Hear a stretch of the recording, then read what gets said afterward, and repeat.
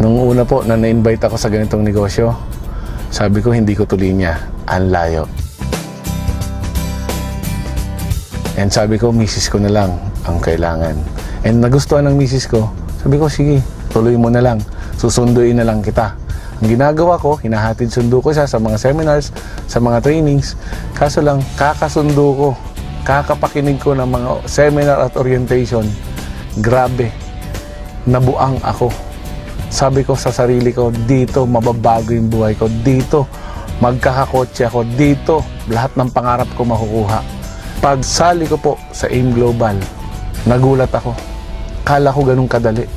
Kala ko ganun kasimple. Kala ko lahat ng imbitahin ko sasali. And napakaswerte ko po. Ang dami kong kaibigang inimbita. Walang sumali. Sabi sa akin, ikaw na lang mauna. Sabi nung upline ko, karma-karma lang yan. Kasi ang tagal ko rin bago sumali. Grabe po.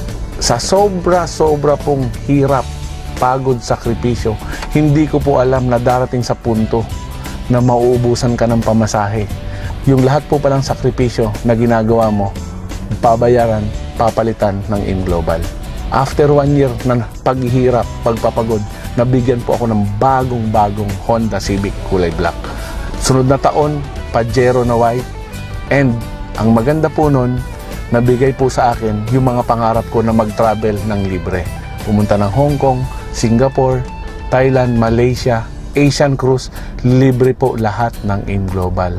And ang pinakamaganda po nun, 2 beses na po akong nabigyan ng chance maging libreng pumunta sa Amerika. We're going to Las Vegas! To watch? To watch Manny Pacquiao! Siguro po kung hindi ko ginawa ang AIM Global, wala rin po ako ngayon. Engineer po ako.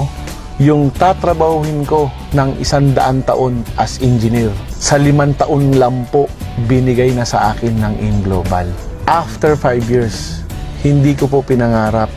Eto, mainit-init pa, H2 Hammer, na ilan lang po ang meron sa Pilipinas.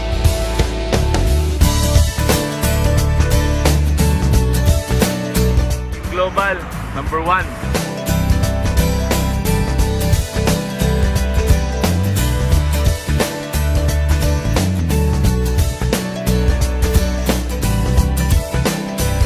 Grabe po talaga ang AIM Global. Sobra-sobrang blessing po ang ibinibigay. Sa AIM Global po, lahat posible.